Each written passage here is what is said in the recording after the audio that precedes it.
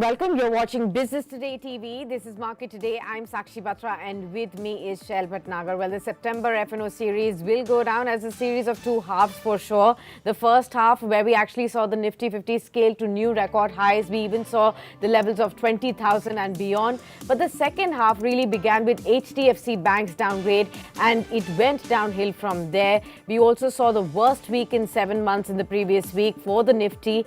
But how will the F&O expiry be today and what will the new series have for you? We will tell you all of it. But first up, the top headlines we're tracking for you this hour.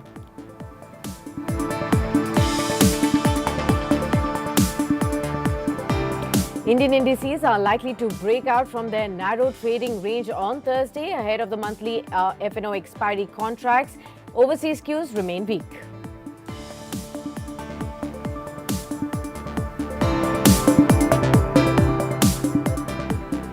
Cash stocks will continue to hog all traders' interest on the long side as price and delivery and volume patterns remain robust. Defense shares are likely to be at the forefront.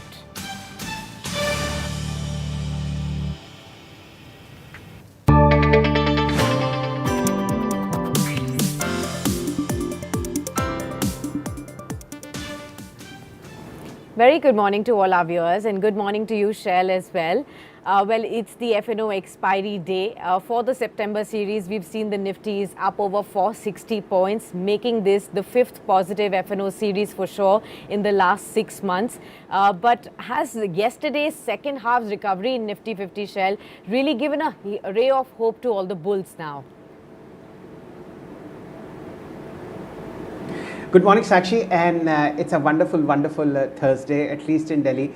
I always point out to the change in weather in our capital city, which has improved substantially for the weather. There's a slight nip in the air, which is really enjoyable for all Delhiites, and it's the time to eat all the good stuff that is there across the board. But coming back to the markets, yes, yesterday's jump from 19,550 to a close of 19,716 on the Nifty does inspire some degree of confidence, Sakshi, and you very well put out the fact that from April successively each month the Nifty's closed higher and higher still.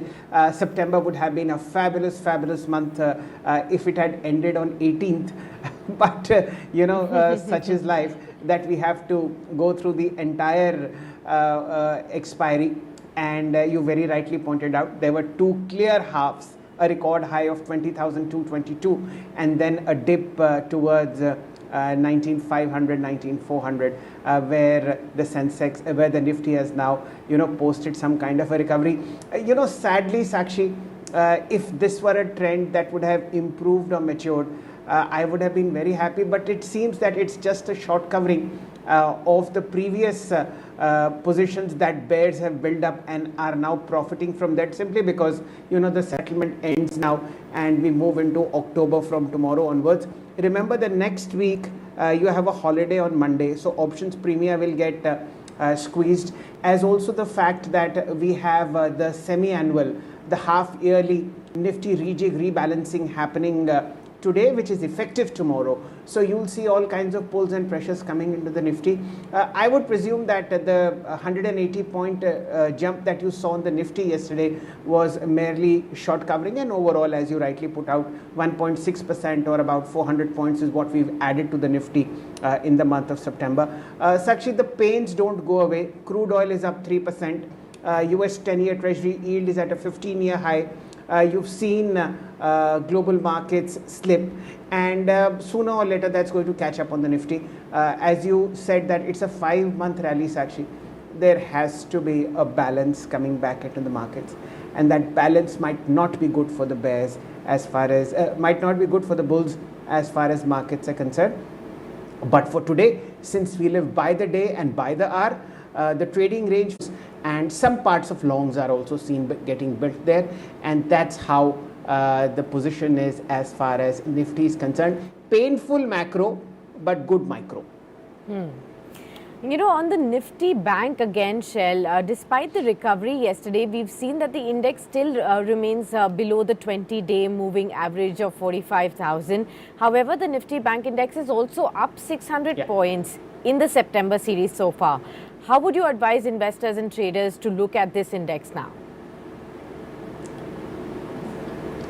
So Sakshi, it's two sides of the same coin. You say it's up 600 points from August's close, which is absolutely right. And I look at it from the point of view that it had actually added 2200 points, after which, 1500, 1400 have been taken back by the market, be it as it may, which is fine. Markets are prone to corrections, and they are really, really good, healthy, and something to be looked forward to, because two things happen.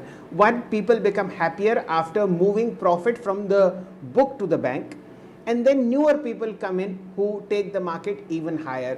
ये एक समय का चक्र है जो आपको दिखता है कि हमेशा पुराने बुल्स प्रॉफिट बुक करके घर में बैठते हैं, मज़े करते हैं, और उसके बाद नए बुल्स आते हैं जो मार्केट को और ऊपर लेके जाते हैं. But 100 EMA, Sakshi, was tested yesterday on the Bank Nifty. Again, since the pain globally is in the macro, high inflation, high interest rates, treasury yields at 15-year highs, global crude at 10-month highs, dollar at 10-month highs, all that is getting reflected in the Bank Nifty. So that was how the trade settled yesterday. Again, the trading range is about 44,300 to 800. And the sad part, Sakshi, is that the rollovers in private sector banks such as HDFC Bank, ICICI Bank are, on the weaker side. The stocks have also corrected sharply. The only beacon of hope, the bright light that I see is Federal Bank, Canara Bank, Bank of Baroda. Very, very strong traction coming in the October month as far as rollovers are concerned. Charts are very strong, and of course, as we know, there is a very huge tailwind for PSU banks, high beta and low ticket. Yeah, absolutely. So from the F&O basket, Shail, which are the stocks on your top radar today then? Sakshi, some of the old favorites are making a comeback, and let's start with the first one of them. And the chart that I see in front of me is of Federal Bank. We've discussed this stock, Sakshi, threadbare yesterday. It was also a pick shared by Rahul Sharma. The stock is at a record high, and things look to improve further as far as options data is concerned, as far as charts are concerned. So blue sky territory, fresh blue sky territory coming into Federal Bank. And we see very, very sharp uptick in the price, 2% higher yesterday. Remember, this was accompanied by a drop in open interest, which basically means that short covering is happening on this counter, and it's pushing it to fresher record highs. There wasn't much change in delivery statistics, but overall the picture is very, very robust as far as Federal Bank is concerned. Any dip here should be an opportunity to get back into this quality stock. Very strong banking franchise, and strong bank numbers coming in from Federal Bank in the past quarter as far as the fundamentals and financials are concerned. Drop in NPAs, drop in gross NPAs, all that is happening for Federal Bank. As also Canfin Homes, Sakshi, the chart is there in front of you, and you will see that it's coming out from a very, very long consolidation phase, and this is a super high beta stock as far as traders are concerned, and this sideways move is likely to now lead to a breakout. 770 is where the stock closed in the cash market as of yesterday. Decent volumes were seen, and we've seen a 7% drop in open interest. Again, bears are moving away from this counter. So for the month of October and for the initial first half, I think Canfin Homes and Federal Bank make very serious candidates where dips should be purchased. Again, please take a view from an independent financial advisor. All this data that I present is based on technical and options and futures data. All of it is publicly available, but caution is advised in extreme. Sakshi. Okay, we will continue to tap these stocks and take experts' view as well when the markets hit pre-open and open as well. And we'll continue to tap on these specific stocks where the action could be seen today. But as far as the global handover is concerned, remember the Wall Street also ended the day on a mixed note. Remember that it was the 10-year treasury yield that has reached the highest level since 2007 that Shail also pointed out. The US crude benchmark has hit a 13-month high as well. Investors continue to focus on the outlook for the US economy after the Fed signaled it will keep interest rates higher for longer. Federal government shutdown also looks increasingly likely, posing another risk for the investors. So we did see the S&P 500 eke out some gains, the Nasdaq flat with a positive bias. The Dow Jones slipped a bit in yesterday's trading session after a very seesaw trading session. The European markets, all of them shut down on a negative note. Also the Asian markets, they have been trading mixed right from the early morning trading action. We've been seeing Nikkei and the Hang Seng under pressure. Kospi is closed today for a public holiday as well. Shanghai is up by about 1.1% in trade. Now trends on the gift Nifty have indicated a slight tepid start for the broader index in India. More importantly, the FII flows remain in the negative side. FIIs have sold shares worth 355 odd crore rupees, while the domestic institutional investors bought shares worth 386 crore rupees on September 27. Remember, that also is coming out to be a real culprit for the constant pressure that the Nifty has been facing. For the entire month of September, the FIIs have sold anywhere to the tune of 21,642 crore rupees worth of shares as well. So the big four negatives perhaps that the markets is tracking as negative catalysts would be the US dollar index spiking to 106.89 levels, the yield also rising 4.58%, topping 2007 highs, WTI crude spiking to $93.75 a barrel, and of course the FII flows as well. Shail, I want to understand from you which out of these 3 or 4 negative catalysts that I've mentioned is the biggest risk as per you right now for the markets?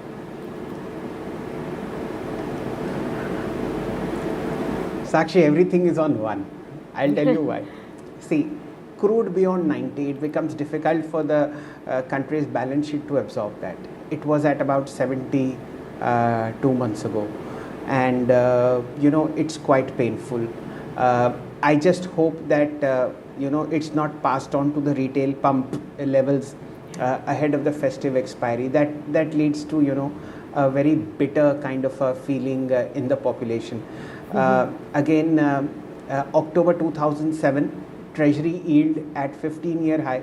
I can assure you, Sakshi, that November 2007 was the worst possible equity month in my 27 years. We don't want that repeated. A 15-year high on 10-year US Treasury yield means one thing. Money will move towards the United States from all emerging markets. That is why you are seeing selling pressure across Asia. If dollar is strong, fund managers don't need to work hard. You get 5.5% for doing nothing. Why will you pick stocks? That is why money market funds in the US have seen record inflows. वो सारा पैसा हमारे यहाँ से बेच के लेकर जा रहे हैं और अपने बॉन्ड फंड में इन्वेस्ट कर रहे हैं. कोई मेहनत करने की ज़रूरत नहीं है. आराम से बोनस मिलेगा क्रिसमस पे. So these two and the fact that the dollar is strengthening. Even if you put a gun to my forehead and say इसको rank करो 1, 2, 3 तो मैं कहूँगा 1, 1, 1. Okay. All right. Chalo, we will keep a tab on all of this as well. But let's also, take into account all the stocks that could be in news today and you should keep on your watch list. Let's start off with Nazara Tech. Remember, the GST department has been issuing a lot of tax notices to online gaming firms and casino firms as well. Now, Nazara Tech has received a 3 crore tax demand, which Shell will say at least it is a reasonable one when we compare it to 17,000 crore rupees tax demand that Delta Corp had seen. But of course, a negative for Nazara Tech. We'll keep an eye out on that one. The telecom space will be in focus today as Reliance Industries, especially Jio, has added 39.07 lakh new subscribers in July compared to 22.7 lakh in June. So that's the data that's come in. Even Bharti Airtel, it's added 15.17 lakh new customers in July versus 14 lakh in June as well. So the telecom names will be in focus. Dixon Technologies, remember the stock has been in focus and buzzing in the F&O space of late. Now there's news flow, and that is that the company has tied up with Xiaomi Tech for manufacturing of smartphones, which will take place right here in Noida in UP. Info Edge, its subsidiary, is going to be investing $5 million in SkyServe, and that would take the shareholding of Info Edge in the company to 5.55%. Endurance Technologies, another stock that you need to keep an eye out on. It's approved a capacity expansion for manufacturing the alumni alloy wheels for two-wheeler applications at the Chakan Pune plant. It's estimated at 45 crore rupees. Remember, the stock was up 0.6% at 1600 yesterday. We'll keep an eye out on the stock price today too. JSW Steel, that's also going to be in focus. It's acquired remaining 50% stake in NSL Green Steel Recycling, and with that, NSL has become a subsidiary of JSW Steel as well. Flattish trade yesterday. We'll see how the news is taken in today. IT major Infosys, that's going to be in focus. The company has launched Infosys Cobalt Airline Cloud for the first of its kind industry cloud offering designed for commercial airlines to help them accelerate their digital transformation journey. 0.5% of a surge was seen yesterday at 1467, and the stock will be in news today again.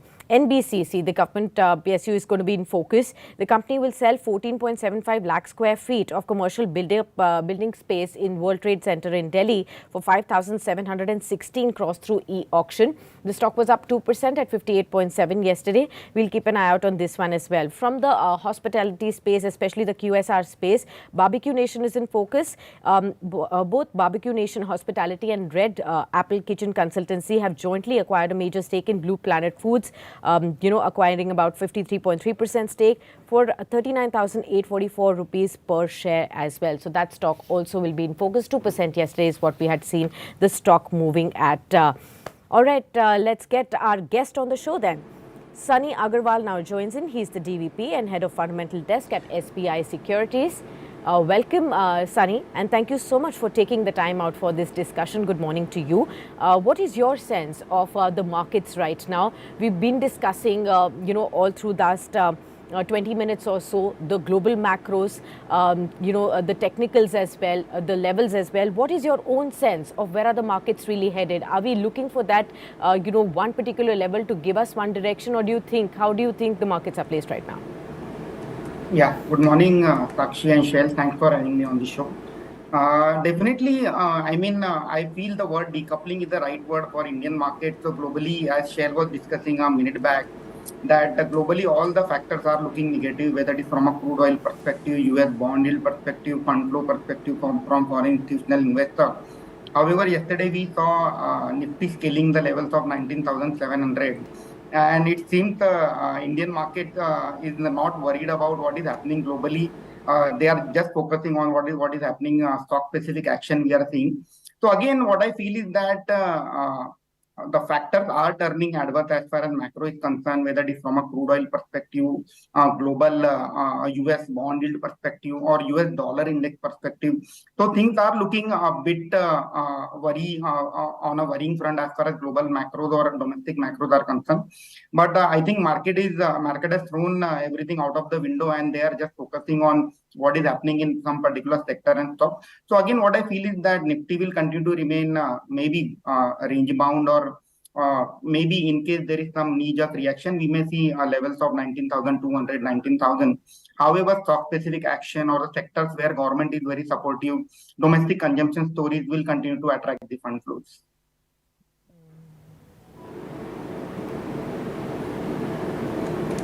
Good morning, Mr. Agarwal. It's a bright, sunny day as far as markets are concerned, and of course, I am repeating incessantly that the weather in Delhi has turned to be beautiful. You must visit us. So that's one thing. But tell us 2 or 3 picks that you are advising your clients, investors to look at when it comes to this kind of a market. All the pain that is there in global market at the moment seems to be not affecting our shows. Your picks, please. Yeah, so basically, what we are recommending our client is that in case you are having a trading portfolio, so keep taking profit, partial profit in the trading portfolio. And if you are an investor, then you should focus on the sectors or companies which are focused inward, which is the domestic consumption stories, and as well as on the companies where the valuations are comfortable. A case in point, a mid-size private sector banks like Federal Bank, Karnataka Bank, or for that matter, Karur Vysya Bank, where the valuations are still comfortable, so there we find that all these banks are trading close to 1.2 price to book, and there there lies the money making opportunity. Public sector bank, we all know it is in focus due to the relatively cheaper valuation as compared to the private peers. So that is the one place to be in. Auto sector again, auto we are hearing a positive commentary from all the auto majors like Maruti. So Maruti, we have seen a very good response to all its newly launched SUV portfolio. So there lies a money making opportunity. At the same time, Ashok Leyland, we are seeing a very positive commentary from management in terms of the margin expansion. The demand continue to remain robust. So that sector we are liking. Among the two-wheeler, again, Eicher Motor. So after seeing an increase in competitive intensity in the motorcycle segment, I feel that is that is not needed, and we have seen that Aisha Motor continue to do well in terms of the volume growth in motorcycle segment as well as commercial vehicle. So auto is the sector to be in. Obviously, auto EM and auto ancillary both are the both the sectors one can keep on radar. And then domestic consumption story, which is consumer discretionary as well as consumer staple. So consumer discretionary jewelry pack, I feel anyway, October to December is the period where we see that is the best quarter for all the jewelry players. So there we find a lot of value in a smaller companies like Senco or for that matter Kalyan Jeweler, and Titan if somebody is looking at on a large cap space. And on consumer staple side, again there lies an opportunity where the companies such as Tata Consumer, Jyoti Lab, Godrej Consumer, which are growing at a relatively faster clip, there we find a money making opportunity. So you win. Then again, infra is the one sector which I like. So companies like NCC, PNC, PSP Sure, project. sure. All right, Sunny, we will get down to each one of them one after the other. Let's talk about your top picks first, and let's get down into the details of that first. You talked about, KVB, and you talked about HUL. I'll discuss with you first FMCG space itself. We've been seeing last 2 or 3 trading sessions when the markets have seen some kind of buoyancy when it comes to these FMCG leaders. Day before yesterday, it was Nestle, Britannia. We also saw then ITC, HUL really picking up pace as well. And this entire space has underperformed the larger sectoral basket and the Nifty for a long time now. Do you think the time is ripe to build on positions in some of them as well? You did talk about HUL. What about Dabur, Nestle and Britannia? Yeah, definitely. Sakshi, let us understand what was happening in FMCG sector. So, financial year 25 was a year where we have seen commentary from the management that there is likely to be the price deflation, and at the same time volume growth. So, deflation in price and increase in volume, obviously, it hampers the top line growth. Now, with crude oil prices moving up slightly, there was an increase in competition from regional players due to the low commodity prices also. So now what I feel is that street is taking basically two-prong approach to the FMCG sector. One is the deflationary environment is likely to be behind for the entire FMCG sector, and second thing is with a festive season ahead, and again being a defensive bet in an uncertain environment like this, FMCG is the sector where we may see some fund flow. So again, I would like to ride on the companies which are growing at a relatively faster clip, such as Tata Consumer or for that matter HUL, where they are following a strategy of organic growth as well as inorganic growth. Can you share the target prices for these 2 stocks from the FMCG space that you've shared? Yeah, so for HUL, my target price will be 2,800 rupees, and we have seen that this stock price as the stock price of HUL has corrected from the levels of 2,800 to 2,500, and I feel now this is the right time to enter this stock where the risk reward is favorable. Even when I was talking to our technical team, the HUL is trading at a close to its support level in terms of technical parlance also. So I feel that one can accumulate this stock with an investment horizon of 6 to 12 months and price target of 2,800 rupees. Fair point. That is where the market is coming in. And looking at the kind of rally that we've seen in auto shares ahead of the festival demand, you've pointed out, Sunny, that iShare is something that you like. How about a pick in the four-wheeler space? So in four-wheeler space, obviously the market leader Maruti is our top pick. So Maruti, we have seen basically three positive factor. One is the healthy demand for its newly launched SUV portfolio, which is leading to the premiumization in the entire Maruti space. So if you see the volume number of Maruti over the last 6 months, we have seen that the premium portfolio, which is an SUV portfolio, is growing at a faster clip in terms of volume, whereas the entry level segment is growing at a relatively slower pace. So obviously, this is the premiumization trend shift which is happening for the Maruti, which will lead to the margin expansion. At the same time, September quarter is a quarter where we will see a margin expansion due to benign commodity prices for Maruti Suzuki, and obviously with the festive season ahead of us, the volumes are likely to be pretty healthy over the next 3 to 6 months. So Maruti is my top pick as far as passenger vehicle is concerned, segment is concerned, and my price target will be around 12,000 rupees over the next 6 to 12 months. And in addition to that, I would also like to discuss one company which is SJS Enterprises, which is a small auto ancillary company, market cap of around 2,000-3,000 crore. So the company provides all the products related to premiumization. Sunny, what is the name of the company that you said? SJS Enterprises. The name SJS Enterprises. Yeah. Please continue, sir. Yeah. So SJS is a auto ancillary company which provide all the products pertaining to premiumization in two-wheeler as well as four-wheeler and consumer durable space. They have recently acquired one company, Walter Pack India, which is likely to be EPS accretive. So if I do a pro forma analysis, what I believe is that company is likely to post a profit of 100 crore in this current fiscal. And we expect this profit to grow to nearly 150 crore in the next 2 years. So I feel the profits are likely to jump by 50% in next 2 years. And again, it's the indirect play on two-wheeler, four-wheeler, as well as consumer durable segment. Okay. Right. Sakshi, we are just about a couple of seconds away as far as the pre-open markets are concerned. And I see a lot of weakness creeping into Asia. But that's because of all the global pain that Sunny and you mentioned coming in from the US. A couple of things that we need to note as far as markets are concerned. It's a flat opening as indicated by the GIFT Nifty. It's trading unchanged at 19,695. Brent has risen more than $1 to about 97.69. And the fact that markets are ticking. Okay. It's a lovely green tick. I will not mention it on air because that's not how markets work. 19,922. I wish this were true, but this will settle substantially. Okay. What is showing a sensible price? Bajaj Finance amongst the index heavyweights, 0.2% lower, 78.17. Hindustan Unilever, 0.4% lower, 24.90. Let's look at ITC. I'm purposely talking about FMCG because it's coming back into the system after a very steep correction. Stocks like HUL, stocks like ITC are making a comeback on charts. So ITC at 450 is up 0.2%. Let's look at ICICI Bank, completely flat.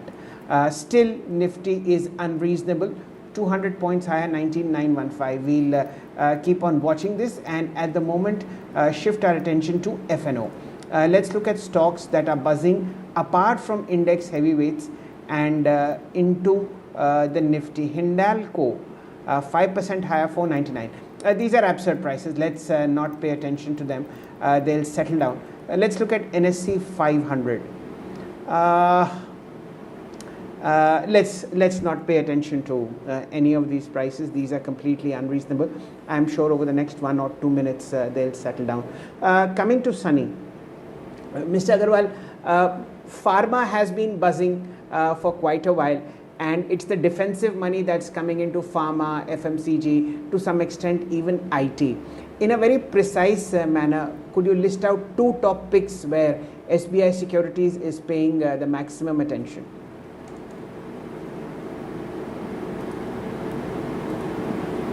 So I would like to ride this sector, the defensive play through mid-cap IT space.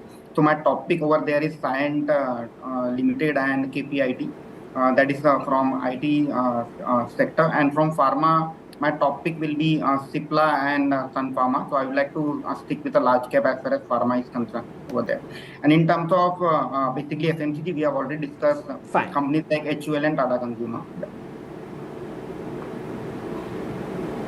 Fine. Okay. Akshay Bhatnagar, the Senior Vice President Derivatives Research at JM Financial Services, joins us.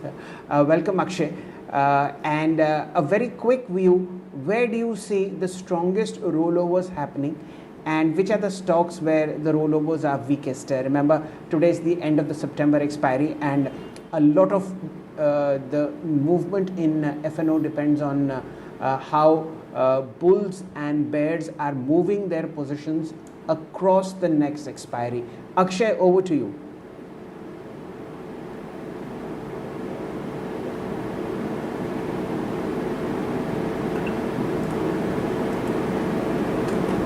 Akshay, are you able to hear us? Yes. I'm sorry, I missed your question. Can you please repeat? Sir, the strongest rollovers and the weakest rollovers on your charts. Good morning to Shailji and Sakshi. Thanks for having me on the show. As far as the rollovers go, firstly on the indices, Nifty had a roll of 61%, whereas Bank Nifty had a roll of 57%. So as of now, my conclusion is that longs from the September series are being carried forward to the month of October. That's the initial conclusion I draw based on the Nifty readings. And on the sector-specific front, the rollovers are pointing out that cement, telecom, and financials. These are the three sectors which are seeing a significant roll action on the long side of trade. So one can keep a watch on these three sectors, and specifically on the telecom space, it can be Bharti Airtel, which has seen a breakout above 900. So that can be on your buy side of trade. In the cement pack, it can be Grasim, ACC, and Ambuja, which have seen good long rollovers till now. So these can be on your buy list. And in the financial space, the stocks like Muthoot Finance, these NBFC stocks have seen some bit of long rolls. So they can be put on your watch list on the buy side of trade. So Nifty is at a crucial juncture from where it is more vulnerable for a slight bump up or a recovery that will be cleared on the next 2 days, because 19,600 is an important level. So we'll keep a wait and watch, but I'm expecting a recovery which can go at the best till 19,850 in the short term time frame. Okay. Akshay, I remember last time that we were discussing, you had picked out Tata Consumer Products as one of your topics, and we have been seeing a lot of momentum take place from the FMCG basket. Any other pick from the FMCG space that you'd like to share for today? Yeah, from the FMCG space, it is ITC which I look at. Now, ITC, if you look at, the stock is in the process of starting out a basing formation at 440 levels. This stock has been beaten down in the month of September. It is in search of a bottom, and multiple attempts have seen buying action at 440 level. Derivatives data to indicate strong buildup of put writing for the October series at the strikes of 435 and 440. So expecting a recovery in ITC as we head into the October series, you can easily see targets of 460 to 465. The breakout point would be above 465 where the momentum kicks in. As of now, we are at the bottom, so that just sets it up for a good risk reward payoff from where currently it is set up. You can consider buying ITC at current rate, keep a target of 465 till 471, keep a stop loss of 437 on this trade. Right. Sakshi, there's a couple of inputs that I have on ITC. Remember, it's just up 1.2% in the month of September. But if you see it as a component of the Nifty, and a 1 year chart of ITC will show you that it has been the top performing stock in the FMCG space within the Nifty, up about 37%. So it's the dip that needs to be purchased, and I think the all-time high was somewhere like 490, 492 that we saw on ITC. You have the daily chart in front of you, and from there you can make out that the all-time high was 499.35. Yes, I'm right. Somewhere on 24th of July, and from then on a correction, a testing of the 100 DMA over the last 1 week or 1 month or so, and it's now ready for some action on the long side. Very good pick there, Akshay. Any views that you'd like to add on Hindustan Unilever? It's the same chart structure as ITC. In fact, lever is down below 200 DMA, which is a rare occurrence for this kind of a stock. So in our last interaction, one of the stock picks which I had on your show was Hindustan Unilever. It was around 2475 then. The chart pattern is really strong. If you look at the slightly longer term time frame charts, the weekly or the monthly charts, time and again 2440 is the level where you see buying demand in HUL. So that's a support which is very active from the longer term time frame, and I believe this support should again see the stock recovering way back till 2540 to 2570. Derivative indicators too are hinting action in terms of buying in deep OTM calls of 2540 strikes. Put writing has become suddenly active at the strikes of 2440, 2460 for the month of October. So the momentum is kicked off yesterday. FMCG stocks have started rolling because these stocks have been offbeat lately in the month of September in the last couple of months. And I believe you can consider this space for the month of October. Rollovers are doing well. So HUL can be on your buy list. Target 2540, 2560. Support is 2460. So your stop should be below the support on the buy trade. Okay. Akshay, let me discuss with you again on Tata Consumer. The stock is at record high level. We've seen, a 1 year chart would say that ITC is up by 37-38%, but Tata Consumer is up by only 12%. But when we compare with the September performance, you'll again see Tata Consumer as the top performer at 6.8% higher in trade, and it's outperformed the other FMCG stocks. Do you think the momentum is ripe and it can continue to take the stock to higher highs from here? Would you want to revise any of your target prices you had initially on Tata Consumer? Absolutely. If you look at Tata Consumer, the September 2021 high was roughly around 890. And the recent trading action has seen a breakout above the all-time high levels, which was posted a couple of years back. So that's just an indication that the momentum is trying to regain in this stock. Last 2 days have been a bit offbeat. The stock has just gone into its shell, but I believe still the support till the support of 860, 870 is active. There is no reason to worry. It is always will try to recover back again. So I believe Tata Consumer too is a strong pick on the buy side. You can keep a stop loss of 855 on this trade, and easily if it recovers 925 to 940 can be the upside going ahead.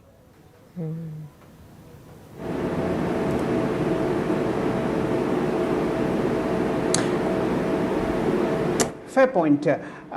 One view, Sunny, coming from you on Vedanta. It's been a classic disappointment on charts. Very, very strong sell-off coming in. The price that on Vedanta you see is now last seen on March 2021. So you can imagine 2 year and 6. It's a 30-month low on Vedanta. Any view that you would have on its restructuring? And at 209, what should people be doing? Yeah, definitely. Vedanta, we all know that the promoters are grappling with refinancing it, huge debt. And yesterday, downgrade by Moody's for the Vedanta Resources Limited credit rating downgrade is again putting pressure on the listed entities like Vedanta, Hindustan Zinc and Sterlite Technology. So what I feel is that this step of demerging all its businesses, whether it is aluminium or crude oil or steel and iron business, it's a step in the right direction. Maybe we may see first demerger and then some value unlocking or some fund infusion in those separate verticals so as to fund the promoters' private entity. So again, we need to track this development closely. Historically, we have seen the many groups or promoters under stress at personal level and then having a deep negative impact on the listed entity also. So again, I would like to be in the wait and watch mode as far as Vedanta is concerned. Fair point. We'll get you more details on Vedanta when it comes to the restructuring part. But Akshay, please take a look at the charts. At 209, it was a gap down yesterday. It was the top loser in FNO. Very, very heavy volumes and delivery statistics. A low of March 2021 on the charts. What do you think are the charts telling you? Well, a strong underperformer. Markets have done so much, and those who are holding Vedanta have seen terrible losses in this. I mean, there is no pick up in the stock right from the 350 level as I see. But as it closed yesterday, if you recollect, as you rightly said, these levels were revisited way back in June 22. So the levels of 200 to 205, these hold special relevance, and my thought is that since these levels have been revisited after almost 1.5 year, there is a good chance of a slight recovery in the stock from the current level. Short covering can be the reason because we are nearing an important support. So 200 to 205, I'm expecting a recovery in Vedanta. For trading, the recovery can target easily around 225. If you are holding on to your long bets at this point, don't give up the trade because we are nearing a support. It's more vulnerable to a pullback. Keep a stop loss of 195, and a recovery around 225, 230 can be the exit for your trade. Okay. Sunny, I wanted Fine. to take... I think that's a very, very sensible. Yeah, please continue, Sakshi. Please continue. Okay. Sunny, I just wanted to take a quick take before markets open. You know, like we've been discussing the WTI crude reaching a 13-month high. It seems like, you know, the oil and natural gas, ONGC will be one of the top gainers today on the back of this. How does one really look at the upstream companies now? The outlook is out there. $100 a barrel is being foreseen by a lot of projections. How does one look at the upstream companies vis-a-vis the downstream ones now? Yeah, definitely big positive as far as upstream companies are concerned. But we have to keep in mind that the government is keeping its door open to again increase the SAED, special additional export duty on upstream companies. So we have seen one round of increase in SAED, a week back, and that may limit the gain for upstream companies. But again, overall, on a net basis, it will be positive for companies like ONGC, Oil India. Definitely, and for an downstream companies like IOC, BP, HP, definitely it's a negative, and especially when we are staring at an election 6 months down the line. So I feel one should stay away from all the downstream companies, whether it is IOC, HP, and BPCL, and ride on the upstream company till the time crude oil is in uptrending move.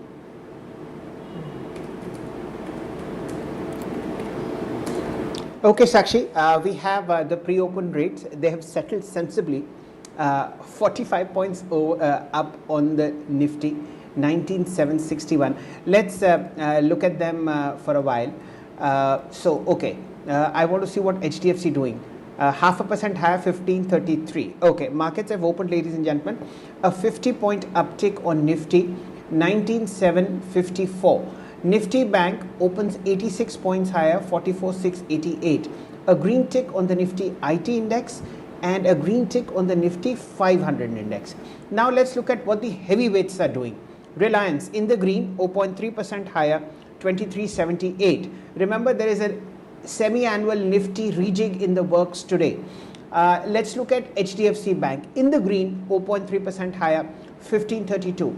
Infosys, 0.1% higher, 1469. Remember, the three index heavyweights are in the green. That means some good news for Nifty initially in the first 15-20 minutes of the trade. Okay, ITC is flat, 448. We are looking at a reversal in FMCG. Hindustan Lever, 0.3% lower, 2492. Perhaps it's giving you an opportunity to come in. Bajaj Finance, 0.4% lower, 7806.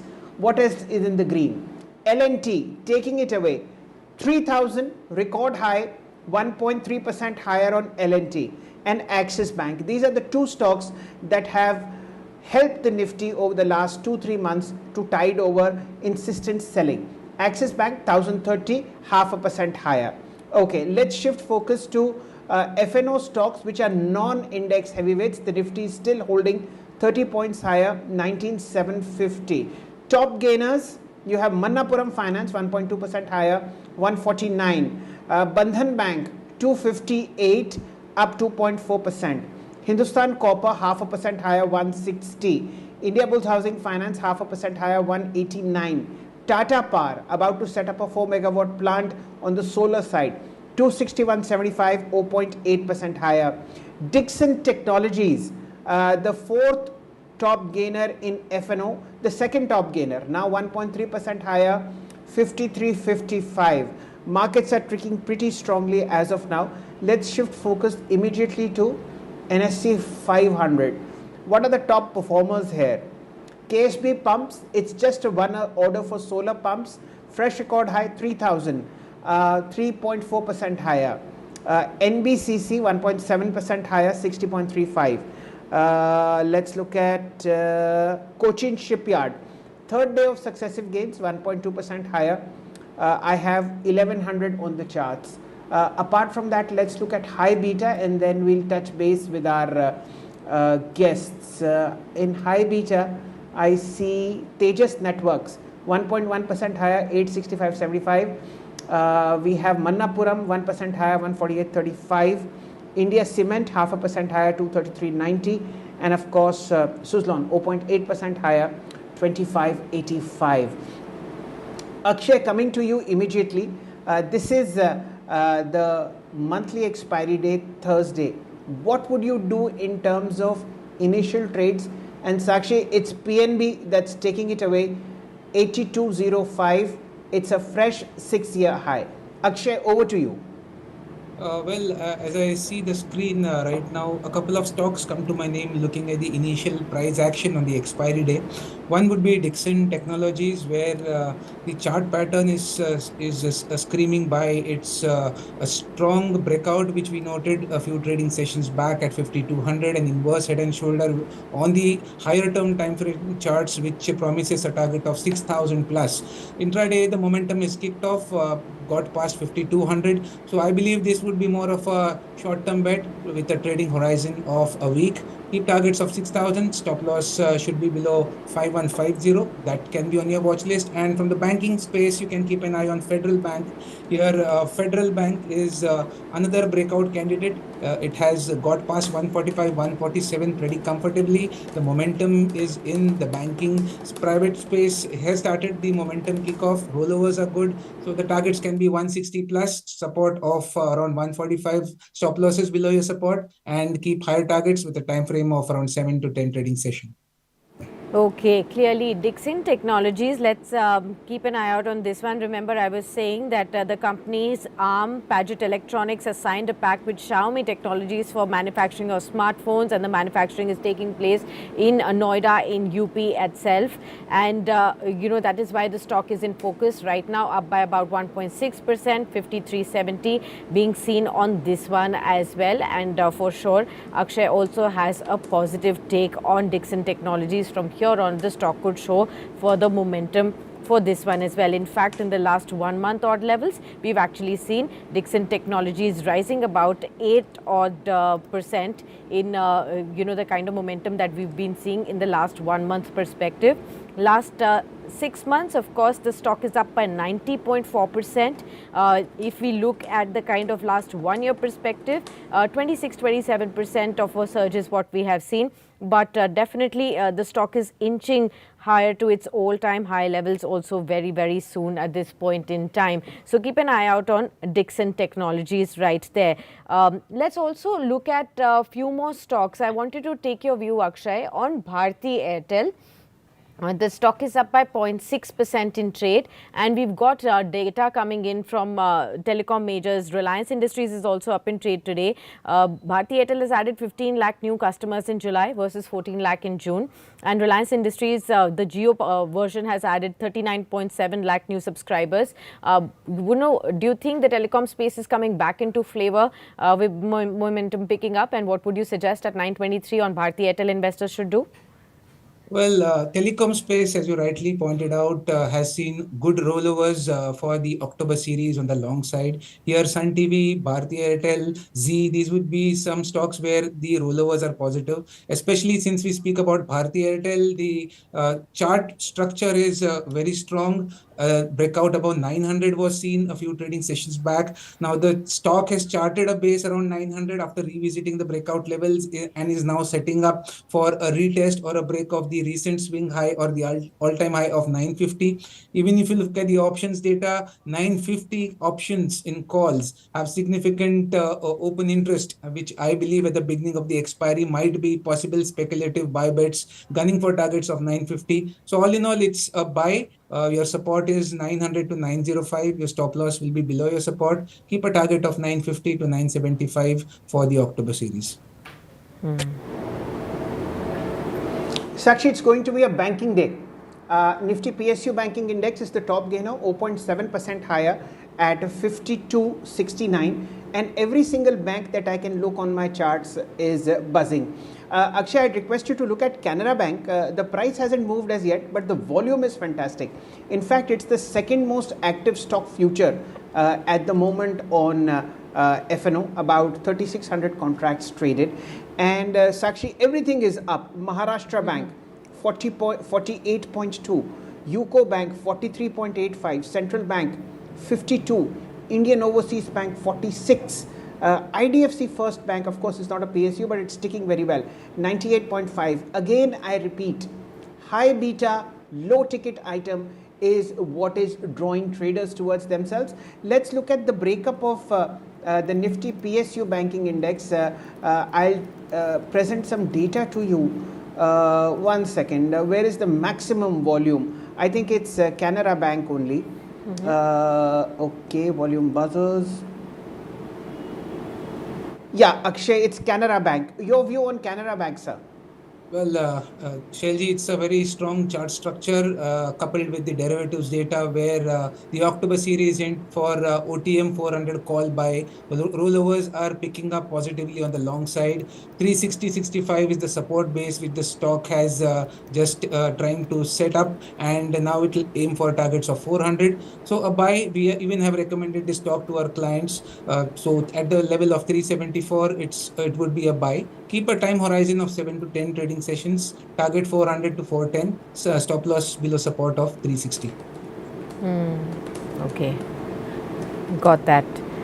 We will continue to tap on more stocks from the banking space. Meanwhile, just one stock wanted to highlight and take your view, Akshay, and that is Tata Investment. The stock is up over 5% in trade. In fact, this was also a stock that was discussed by one of our guests, Milin, and it was one of his top picks. And from that time, the stock has been only inching higher, 5% higher in trade today at record high levels. Now, when we see all the charts for this stock, 5 days, it's moved up 29 odd percent.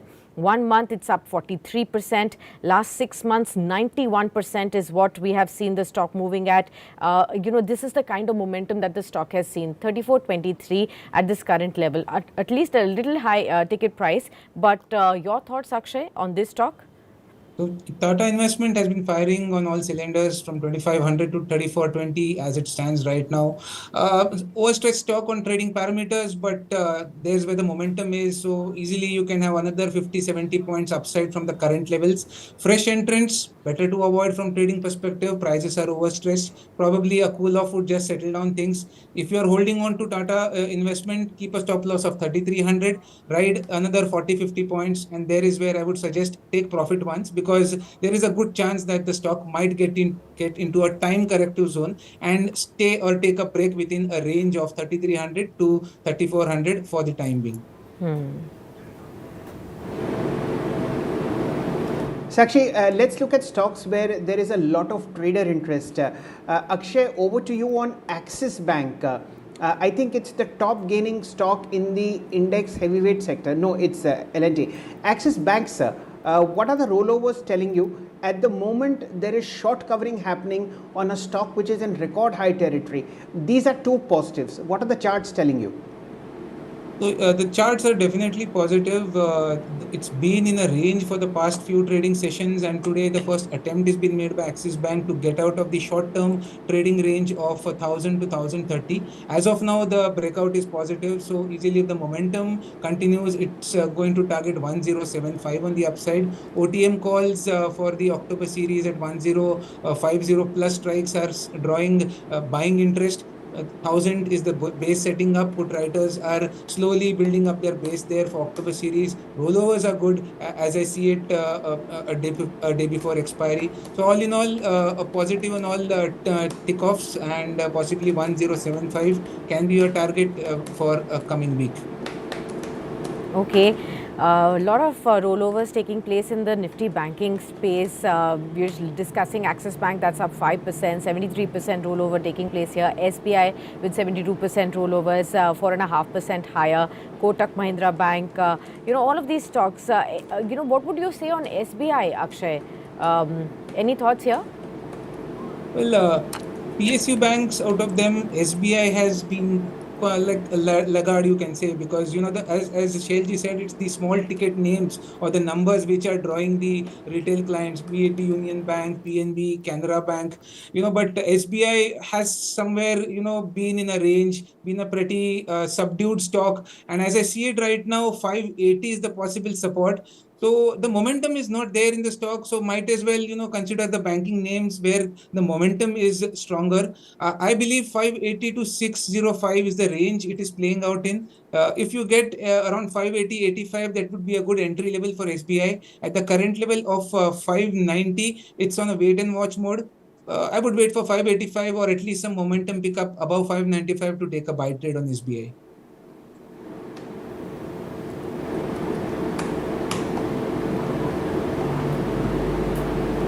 Axis Bank Sakshi, it will be the stock for the Nifty as far as today's trade is concerned. Sustained buying happening at current levels, 1033.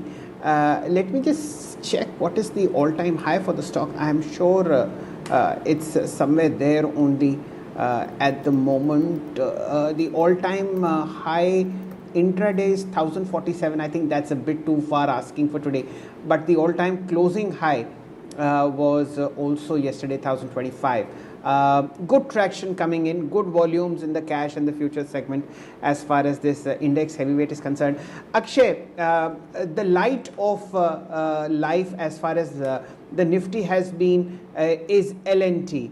I mean, a fabulous performer all through this month and has added to Nifty's strength and support in times of distress and despair. L&T 3000, what are the charts telling you? L&T definitely is a strong chart setup. Only from a trading perspective, if you're looking for intraday, the prior high around 3000, 3050 is a slight resistance area. And even if you look at the options open interest activity for the October series, there is a strong concentration of call writers at the strike of 3000. So as a fresh entrant, I would say let 3025 cross. If you are holding on to the stock, don't give it up. There is a good chance it may attempt to get past 3025 very soon. If not today, maybe in the next couple of days. Support base starting out at 2900. Possible targets which I look for is around 3150 on the upside. As I said, it's a positional target for fresh intraday entrants. Let it cross 3025, then you will see a very strong momentum pickup. Okay. Akshay, since we were discussing about the crude oil prices, the entire focus is also coming on the commodity space. In the FNO space, MCX, Multi-Commodity Exchange, is now inching higher, 5% up right now, top gainer in the FNO space.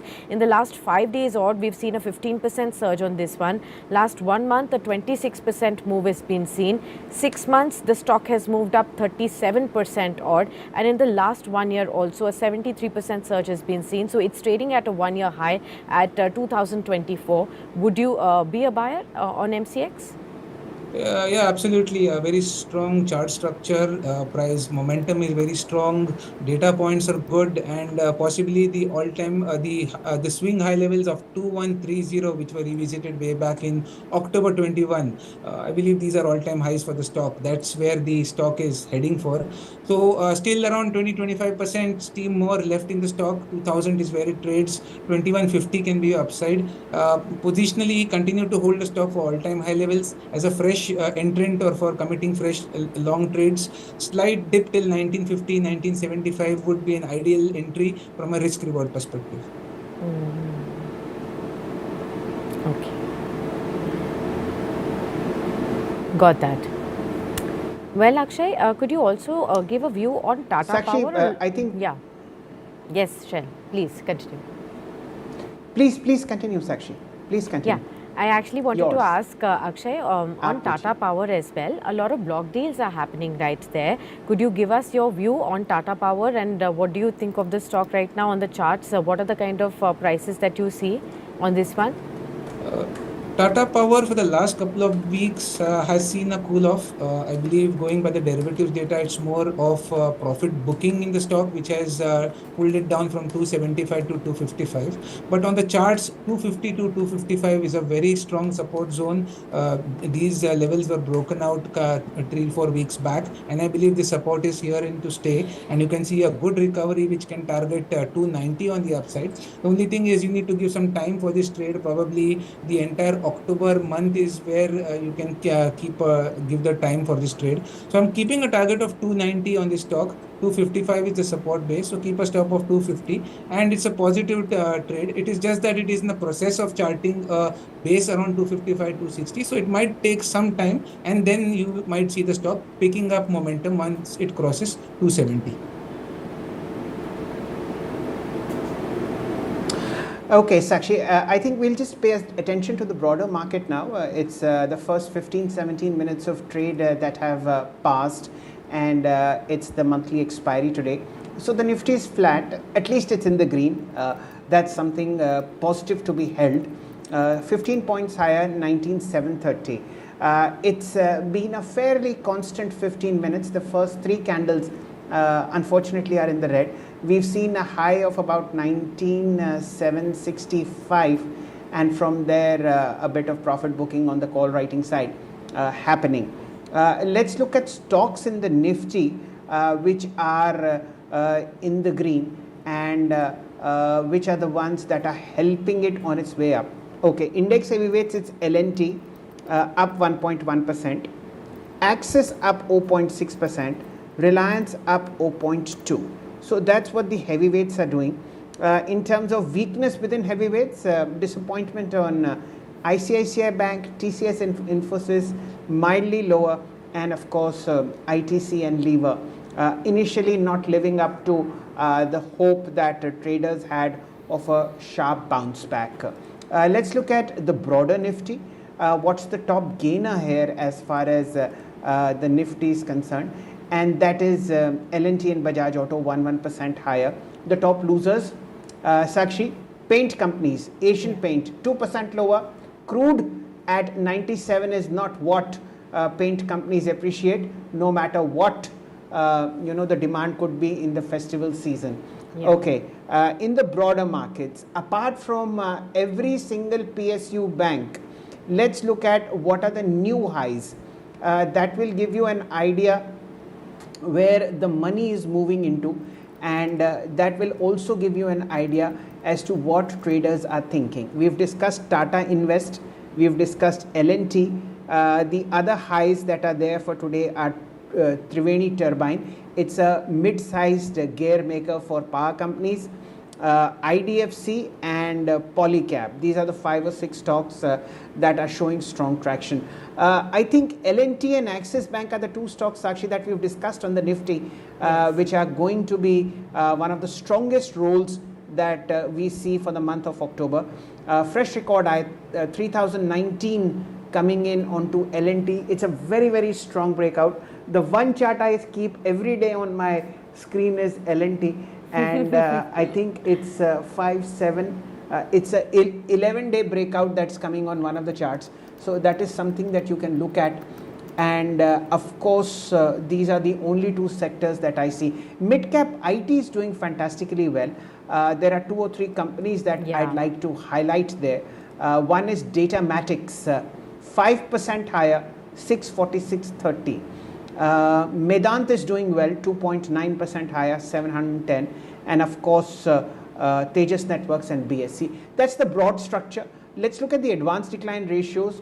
That will give you an idea of how the market is thinking after the first 15 minutes are over. Sakshi, 1283 stocks in the green on the NSE, only 531 in the red. What's happening on NSE 500? NSE 500 has an advanced decline ratio of 3:2. 300 stocks in the green, 193 in the red. So the market is fairly okay, evenly balanced on monthly expiry. Some stocks are disappointing, and mostly they are from the large cap IT space. Infosys, Tech Mahindra, days low. HCL Tech days low, 1257. That's the broad theme that's coming in. Sakshi, what are you looking? Well, CE Info Systems caught my eye, Shail, from the Nifty 500 basket. It's 5% higher in trade today. It's not a very long historical charts that you will get on this, Akshay. But still, do you track this stock at all?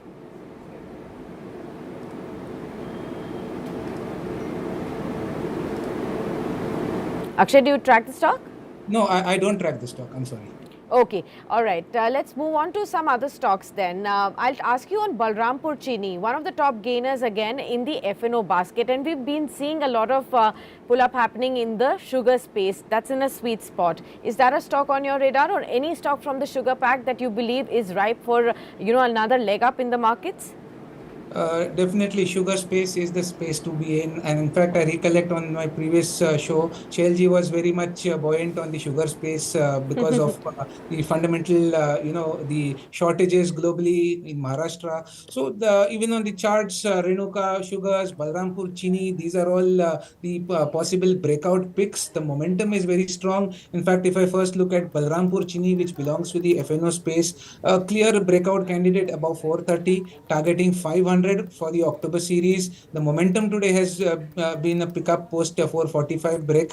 So consider holding this for slightly bigger targets, 500 to 510 for the October series. 420 is the support based. Stop loss will be below the supports. On the Renuka Sugars, it's not in the FNO space, but again, here it is setting up for a possible range breakout. The upper end of the range is around 57. Once it crosses 57, you will see a strong momentum uptick, which can take it all the way till 64 in a very short time frame. So start putting your money in in Renuka Sugars at 55, 54. Accumulate it, keep a stop of 50 and target 65 for the October month. Okay. Right.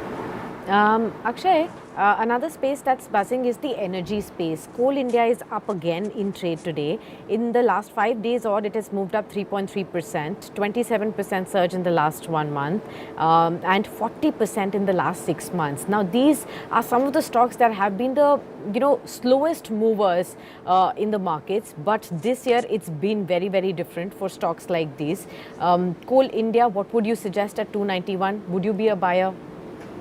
Well, at this point, the only issue here is that in the futures and options space, there is a very strong presence of call writing at 300 strike for the October series. So that just makes it vulnerable for a short-term trading bump up from the levels of 291. So I believe from the current level, the risk reward is not that favorable because, the support is pretty far off. 280 is where the support stands. 300 is the target. So the risk reward doesn't match here. I would wait for a slight dip in Coal India and not hurry to take a trade in this, although the chart patterns are strong. So 280, 85 is the area I would wait for. If I get those levels, I will be a buyer with a stop of 275. 300, 305 can be the cap for the next 7 to 10 trading sessions. Okay. Sakshi, one of the stocks to look at in the private banking space is CSB Bank. Very, very sharp breakout. 340 is what I see on the charts. Akshay, your views here for the last about 3 weeks, the stock has been in a sideways consolidating zone. What do you make out at 340? Perfectly said, Shailji. A very sharp breakout at 340 today. Range consolidation breakout after almost 10 to 12 trading sessions. 320 is the base setting up. 370 is where is the stock heading for. These levels were visited way back in July 21. So very strong positive setup. 370 is just a short-term resistance, maybe just a stopover target for the stock. But as I see the longer-term charts, still higher targets to go in CSB Bank. Right now, as a trader, you can work with targets of 370 to 375. Okay. This is a recently listed bank, Sakshi. We've seen it getting listed in December of 2029. See, the south-based banks are coming back in the focus, especially in the private space. Sunny marked Karur Vyasa Bank. We've been discussing Federal Bank over the last 2 days, and it is now CSB Bank. It's basically the gold financing theme that is again coming back into the markets, and the all-time high that we saw on the stock was somewhere like 375, which Akshay rightly points out is where the stock is headed positionally. That was in July 2021. So almost this price that we are seeing is 2 years worth of highs coming on CSB Bank. Something to be looked into the charts, and of course if you see a dip, it's one of those portfolio stocks that make eminent sense. We talked this share at about 340, and in the past 4 or 5 2 or 3 minutes it scaled another 6 rupees. So that is the momentum that is there in the market, provided you know what to buy, and more importantly when to buy. Sakshi. Absolutely. Let's look at some of the other stocks also. I wanted to take your view, Akshay, on Crompton Greaves Consumer. We've been talking about the entire festive buying spree that's taking in a lot of segments, and consumer durables is also picking up pace. Within that, we are seeing this stock now up 3% at 312 odd levels. Your thoughts on this one? Crompton Greaves, as I see it, it's trying to get past its range-bound traction, which has been pretty active since the past 2 trading sessions. So 295 is the base which the stock has, and right now the immediate recent swing high is 320. So as a trading pick, 320, 25 will be a short-term targets, but I believe there is more in store for the stock, probably with a slightly positional view of around 1.5 to 2 months. You can easily see the stock heading up for 340 plus levels. So be invested in the stock. Consider right now as a trading bet to 320.25. We'll review it there again, but I'm hoping that this will go right, 340 plus in 2 months. Right, and before we introduce our blue chip guest for today, please note Canara Bank, days high at 378. We picked it up at about 918 for you. Ladies and gentlemen, let's shift focus to our corporate radar. And our guest for today is Mr. B. Thiagarajan. He's the managing director of Blue Star Limited. This company is a very, very well-known blue chip in the world of listed equities, a multi-bagger over many, many years, and is in the business of commercial as well as residential air conditioning supplies, water purifiers, air purifiers, and is a very, very well-known name in corporate circles when it comes to a very strong balance sheet, and two, a very, very phenomenal track record for multi-bagger gains. Mr. Thiagarajan, it is such a pleasure to welcome you, sir. You recently raised about 1,000 crore of rupees via a qualified institutional placement to about 41 very well-known global as well as local investors. Sir, how is the money going to be deployed? What are the plans for the next 2 years? Good morning. It's a pleasure interacting with you. Yes, we completed the process for the QIP issue, totaling to rupees 1,000 crores. We have new investors as well as existing investors expanding their holding. We have new investors like Norges, Fidelity, Idea, and the existing investors foreign like First State and HSBC have strengthened their position, and domestic investors like SBI, Kotak, HDFC, Nippon, Birla have invested. And in the insurance space, we have ICICI, Pru, HDFC, Life, and SBI Life coming in. The funds are going to be deployed for basically the growth. It is in the form of capex in manufacturing. As you're aware, we are growing faster than the market. We need to expand our manufacturing capacity. We had commissioned the first phase of Sri City in January 2023. We need to move ahead with phase 2 and phase 3. And we are going to be expanding our commercial air conditioning manufacturing capacity as well over the next couple of years. Now, the second part is connected with the research and development related investments because the technology has been changing and it is important for Blue Star to surge ahead with development of products that are meant for decarbonization and the energy efficiency.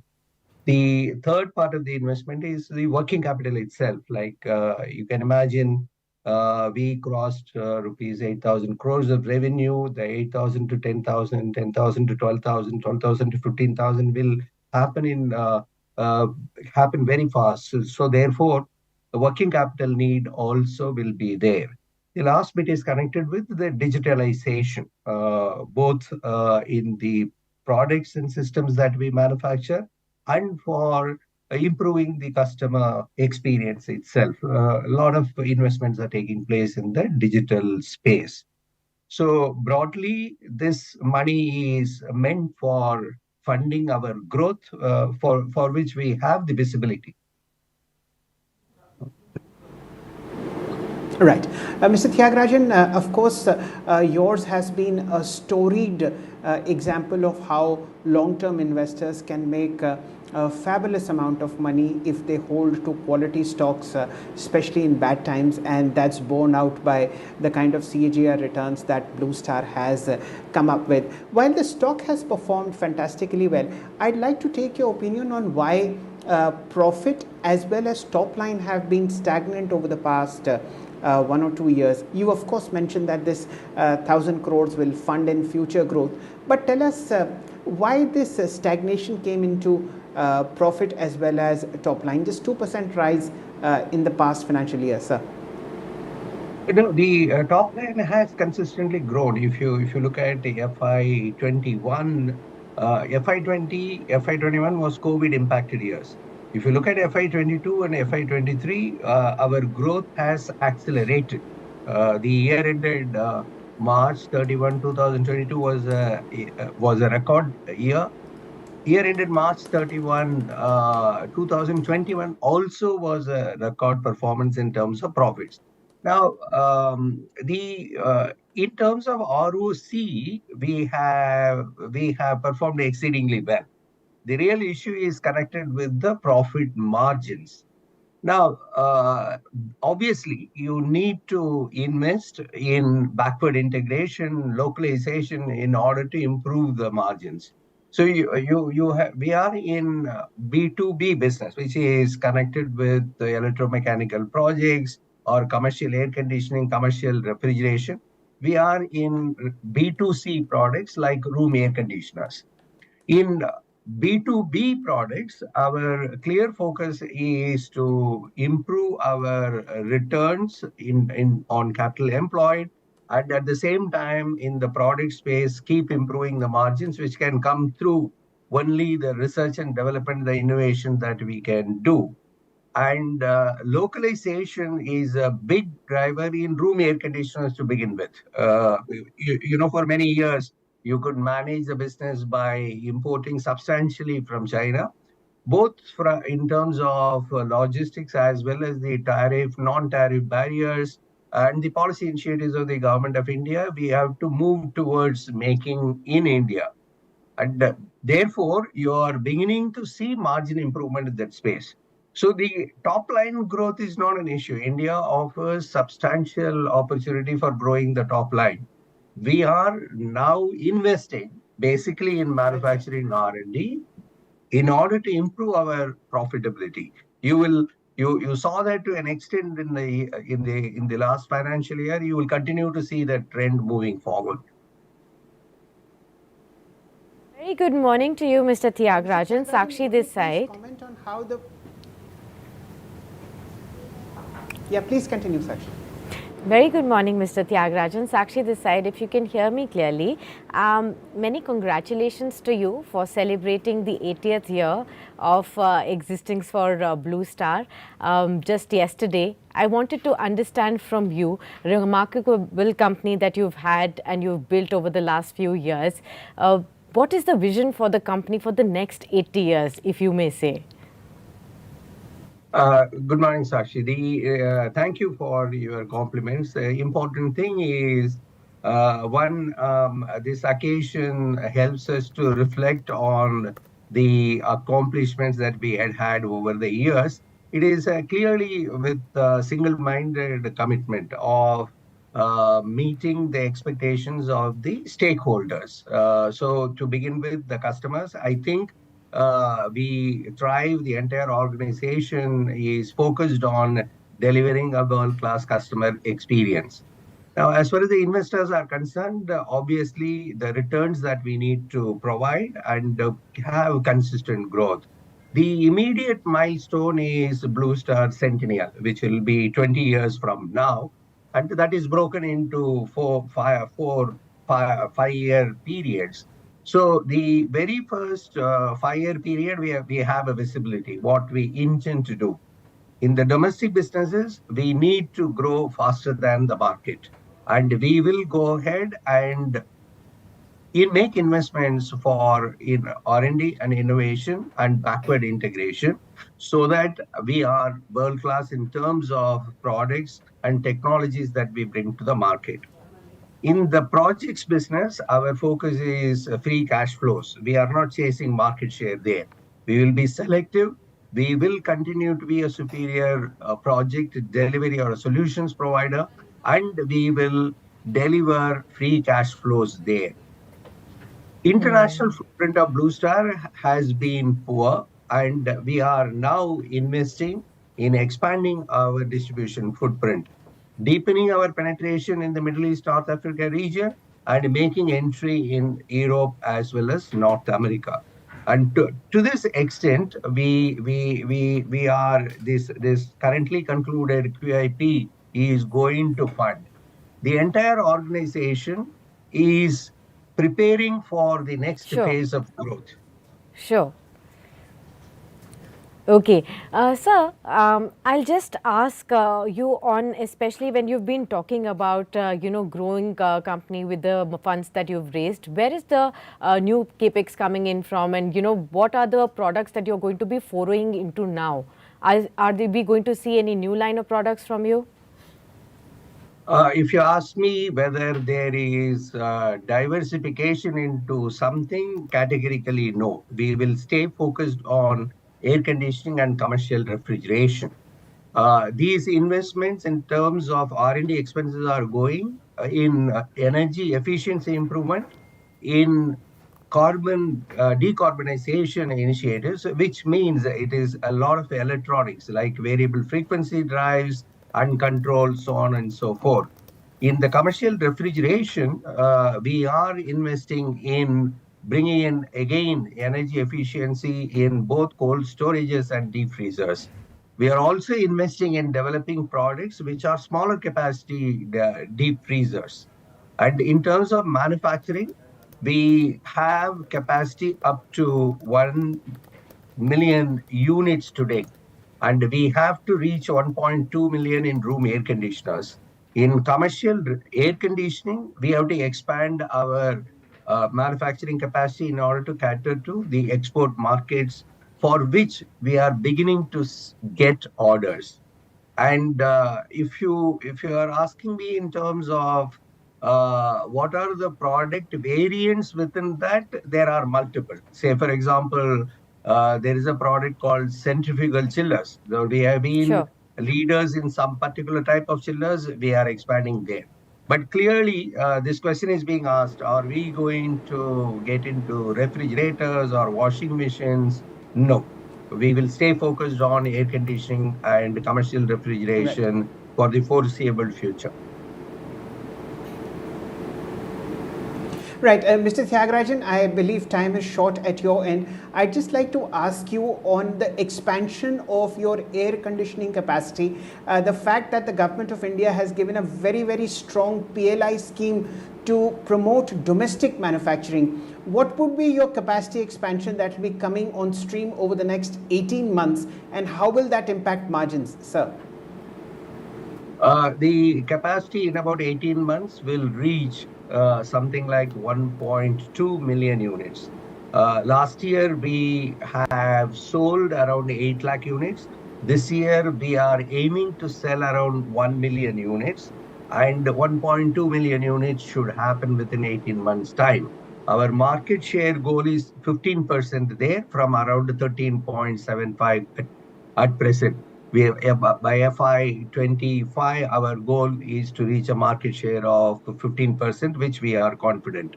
Margins should improve because there are multiple initiatives that are going on. One is the product repositioning itself. Second is localization and backward integration. And City as a facility, or the Blue Star Climatic is the subsidiary which is set up there in City.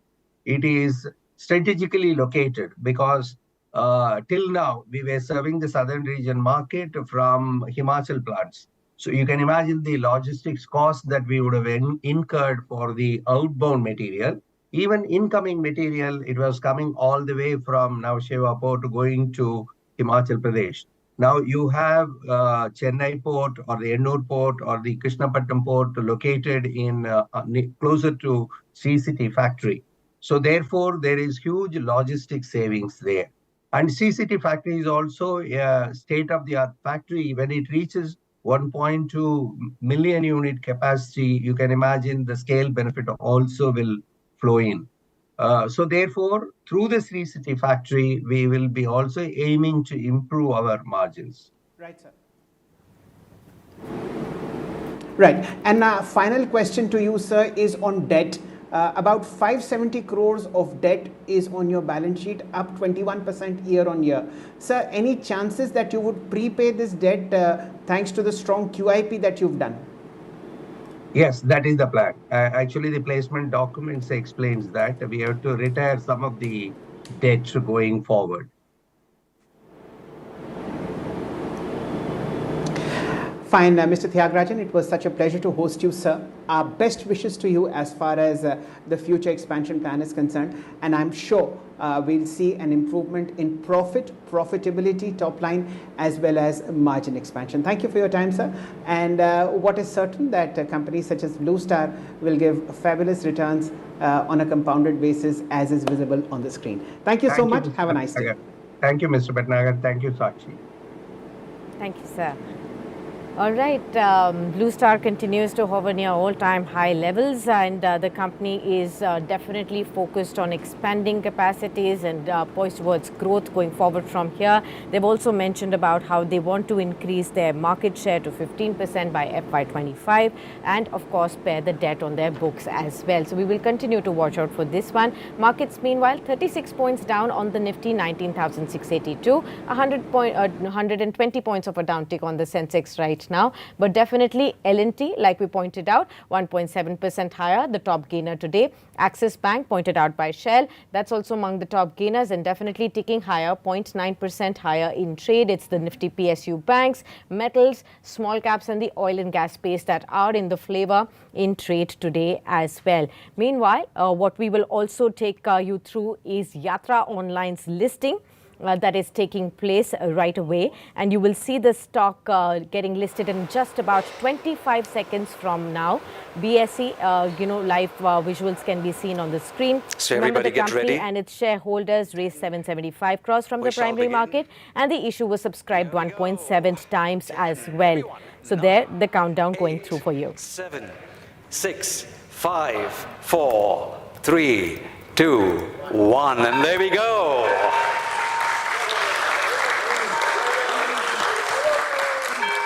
Congratulations to Yatra. So much well oversubscribed, as we've seen the demand coming in for SME IPOs, where you have 10,000 crores coming in the first trading session. But that's how it is. Yatra Online getting listed in front of you. The market's fairly tepid, but demand for cash stocks continues, and let's hope Yatra also parties. We've seen a very, very strong demand coming in for anything that is related to tourism and hotel sector. Yatra, of course, is an online provider of hotel reservations, railway reservations, airline reservations. The gentleman was with us last week when it came to the pre-IPO talk on markets. As of now, the stock getting listed, the top management playing the gong in front of you on the Bombay Stock Exchange, it seems. Sakshi. Absolutely. Tepid listing slightly for Yatra over there, 132, down about 7 odd %. But that is what even the grey market premium was indicating right now. And we will continue to track the market movement for you through the trading session, both in the primary market as well as secondary market. So do stay tuned with us on Business Today TV. And many thanks, Shail, for being with us on this edition. And do stay tuned for the other Market Today shows throughout the course of this day.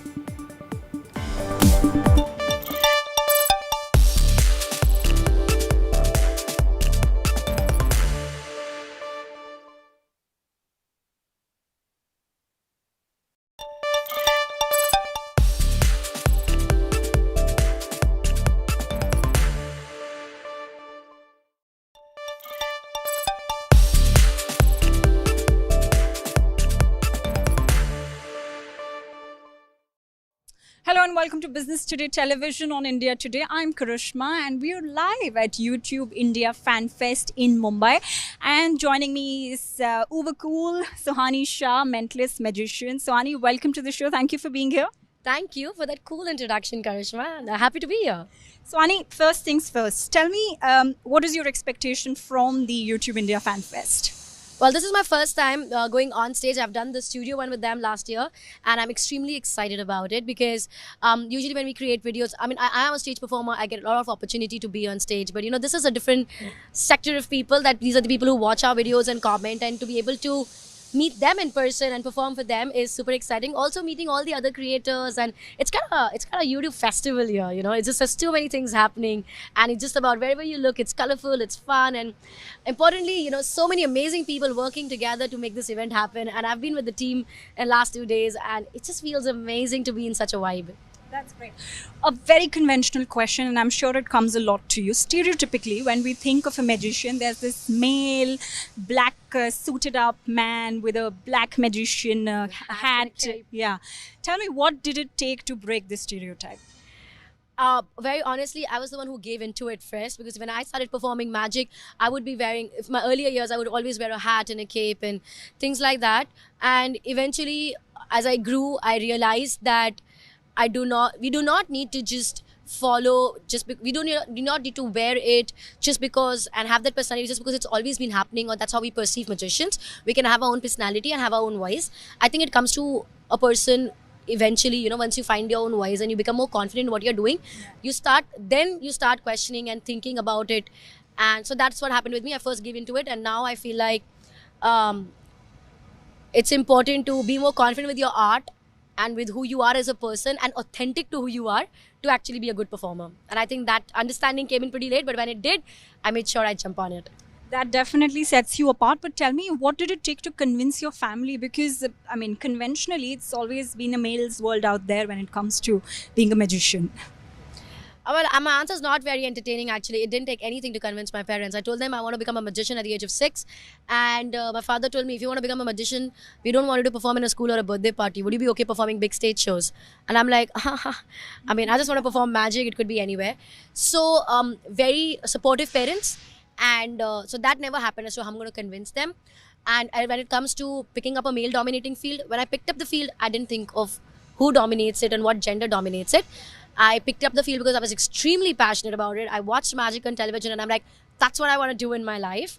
Parents supported, and I think the upbringing that I have received, me along with my brother, has never been like, your brother's doing something so you can't, and you can do something that he can't. It's always been very, jisko jo karna hai karo. If you're passionate about something, follow your passion. Very late, when I was 17 or 18, I heard this question asked by a journalist to me as to, how does it feel to be ruling the male-dominating field? And I'm like, that was the first time it actually even occurred to me, because I was not brought up in a way where I would think about it. And I still believe that artist doesn't have a gender. We just are artists. You were absolutely